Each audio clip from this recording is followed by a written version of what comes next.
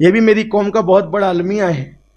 کتنے سال سے پڑھ رہے ہیں؟ 40 سال سے. کتنے سال سے؟ 35 سال سے. کتنے سال سے؟ 50. سجدہ کن کن ہڈیوں پہ کرنا اور کتنی ہڈیوں پہ کرنے کا حکم ہے؟ حدیث پاک میں سجدے کا کوئی طریقہ بتایا ہے نا.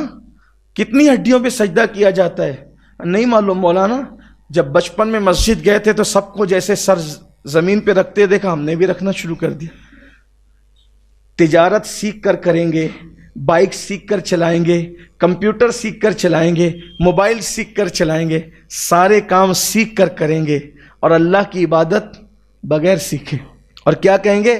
ارے مولانا چھوڑو، یہ کیا لوگوں کو باریکی میں پھنسا رہے ہو تم لوگ. یہ مولانا لوگوں نے دین بہت مشکل کر دیا، اللہ نے آسان کیا تھا. مولانا کی کیا حیثیت؟ اس طرح کی بکواس کی باتیں کرتے ہو. ارے کیسے بھی پڑھو مولانا، اللہ قبول کرنے والا ہے. جب کیسے بھی پڑھو اللہ قبول کرنے والا ہے تو اس نے رسول اللہ کو کیوں بھیجا؟ وہ کہہ دیتا پڑھو جیسی مرضی آئے ہم قبول کر لیں گے. نہ، اس نے کیا کہا؟ اس نے یہ کہا اطیعوا اللہ و اطیعوا الرسول، اطاعت کرو اللہ کی اور اس کے رسول کی. اور رسول نے کیا فرمایا؟ کیسے بھی پڑھو والی قبول نہیں ہوگی. صلو کما رأیتمونی اصلی، نماز ایسے پڑھو جیسے مجھے پڑھتا ہوا دیکھتے ہو. جیسے میں پڑھتا ہوں اس طرح مجھے دیکھ کر پڑھو. اپنی مرضی سے نہیں چلے گی تو کہیں ہماری وضو میں کمی تو نہیں ہے، ہمارے غسل میں کمی تو نہیں ہے، ہماری نماز میں کمی تو نہیں ہے، کیونکہ ہم نے کبھی سیکھا ہی نہیں. آپ کو بتا دیتا ہوں، اللہ کے رسول علیہ السلام نے فرمایا مجھے 7 ہڈیوں پہ سجدہ کرنے کا حکم دیا گیا ہے. میں 7 ہڈیوں پہ سجدہ کرتا ہوں.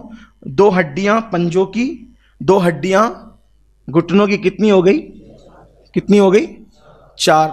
2 ہڈیاں آپ کے ہاتھوں کی. کتنی ہو گئی؟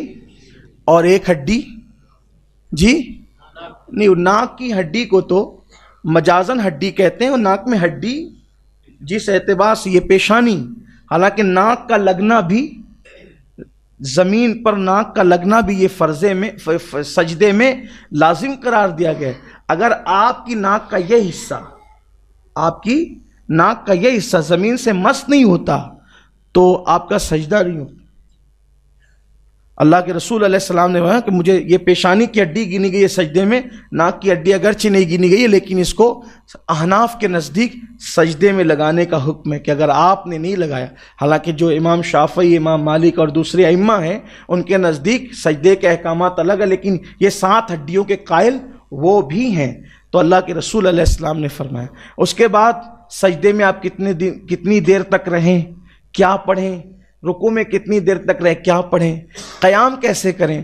ابھی آپ پوری مسجد کو کبھی دیکھیں نماز، کوئی ہاتھ ایسے لٹکایا ہوا ہے، کوئی ایسے باندھا ہوا ہے، کوئی کسی نے کچھ پکڑا ہوا ہے، کسی نے کچھ پکڑا ہوا ہے. یعنی کہ ہماری نمازوں کا حال ہی ہو گیا. کوئی کھجا رہا ہے، کوئی داڑھی سے کھیل رہا ہے، کسی کی پوری بٹن کھلی ہوئی ہے. کتنی شرم آتی ہوگی اس وقت، بولنے بھی اچھا نہیں لگتا. نوجوان لڑکے، بلکہ نماز لوگوں کی فاسد ہوتی. نوجوان لڑکے آج کل کے جو نماز پڑھتے ہیں جینس پہن کر آتے ہیں، شارٹ پہنتے ہیں. جب وہ رکوع میں جاتے ہیں تو رکوع میں جانے سے تو اوپر کے کپڑے کھنچ جاتے ہیں، نیچے کے کپڑے اگر وہ بیلٹ وغیرہ لگائے اور کپڑے سخت ہیں وہ ایسے اٹھ جاتے ہیں. تو یہ جو کمر کی ہڈی کا حصہ ہے وہ کھل جاتا ہے، اکثر و بیشتر کھل جاتا ہے. اور یہ احناف کے نزدیک یہ حکم ہے کہ ستر عورت ناف سے لے کر گھٹنے تک ہے. اگر وہ نماز میں کھل جائے اتنی دیر تک کہ 3 مرتبہ سبحان اللہ کہا جا سکے، اتنا ستر عورت کا کوئی حصہ کھل جائے، نماز فاسد ہو جائے. نماز فاسد ہو، نماز گئی، ختم ہو گئی، بغیر توڑے نماز ٹوٹ گئی. اب بتائیں آپ کتنوں کی نماز ٹوٹتی ہے؟ کم از کم یہ ہو کہ جب مسجد میں آ رہے ہو تو اس طرح سے آؤ کہ اپنی بھی نماز بچے، دوسروں کی بھی نماز بچے. آپ دیکھیے وضو کرتے ہیں اور وضو کرتے کرتے جھاڑتے جھاڑتے سیدھا مسجد کے اندر چلے آتے ہیں. گناہ ہے، سخت گناہ ہے. مسجد کا احترام ہے، ہم پہ مسجد کا احترام واجب کیا گیا ہے کہ وضو کے پانی کے قطرات مسجد میں نہیں گرنے چاہیے، گناہ ہوگا. آئے تھے نیکی لینے، گناہوں کا ٹوکرا لے کے سر پہ جا رہے ہو. ہم آپ کو مشکل نہیں کرنا چاہتے، لیکن یہ کہ جب آپ اسکول جانے کے آداب سیکھ چکے، آفیسروں کے درمیان جانے کے آداب سیکھ چکے، تو اللہ کی بارگاہ کا ادب بھی تو سیکھ لو، کیونکہ یہ اللہ کی بارگاہ ہے جسے مسجد کہتے ہیں۔ مسجد میں آؤ تو ادب سے آؤ۔ حضرات صحابہ کرام رضوان اللہ تعالی علیہ مجمعین جلدی سے مسجد کی دیوار کو ٹیک بھی نہیں لگاتے تھے۔ اللہ کے رسول علیہ السلام فرماتے ہیں جو مسجد میں دنیا کی باتیں کرے اس کا دین میں کوئی حصہ نہیں۔ آقا فرماتے ہیں ایسے لوگ پاؤ تو ان کے ساتھ بیٹھنا بھی مت۔ یعنی مسجد میں کیا آپ نے کپڑا پہنا، ایک کپڑا کتنے میں خریدا، یہ دنیا کی بات۔ آج کل الیکشن میں کیا چل رہا ہے، دنیا کی بات، ناجائز ہے۔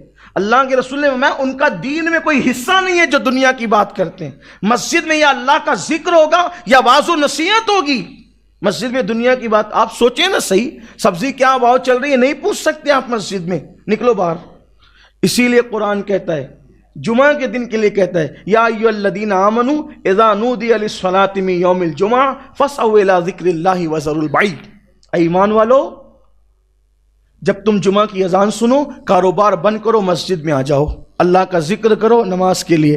جب نماز ہو جائے تب یہاں پر باتیں سٹکارتے نہیں بیٹھنا، ادھر کیا چل رہا ہے ادھر کیا چل رہا ہے۔ کیوں؟ کیونکہ مسجد میں دنیا کی بات کرنا انسان کی نیکیوں کو ایسے کھاتی چلی جاتی ہے جیسے آگ لکڑیوں کو کھاتی۔ آپ کی نیکیاں باہر ہوتی رہتی آپ کے نام اعمال سے جب آپ دنیا کی بات مسجد میں کر رہے ہوتے ہو۔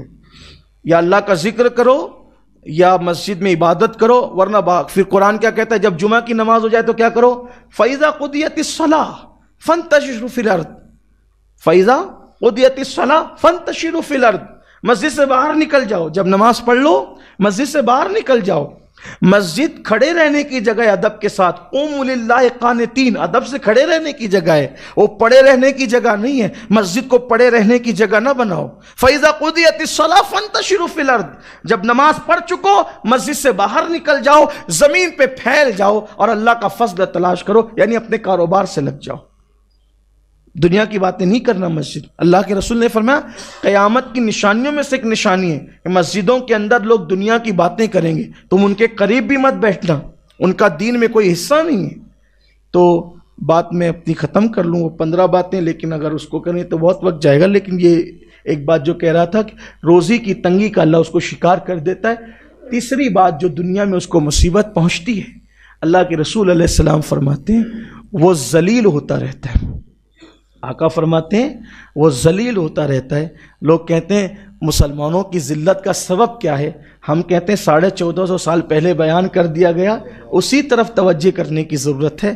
بہت کوئی نئی چیز لانے، کوئی مفکر اب کوئی بات ہمیں نئی نہیں دے گا، کوئی مقرر ہمیں کوئی بات نہیں دے گا۔ رسول اللہ سے بڑھ کر کے فکر کرنے والا، تدبر کرنے والا، اصلاح امت کرنے والا، قوم کو جگانے والا، بیدار کرنے والا کون ہے؟ حضور نے اتنا بڑا ذخیرہ دے دیا ہے، کوئی نیا راہ عمل تیار کرنے کی ضرورت نہیں ہے، کوئی نئی باتیں لانے کی ضرورت نہیں ہے۔ حضور نے سب بتایا، سب بتایا، سب بتایا، صرف امت کو چاہیے کہ اس کی طرف توجہ کر لے۔ آقا فرماتے ہیں نماز چھوڑنے والا ذلیل ہوگا۔ ہماری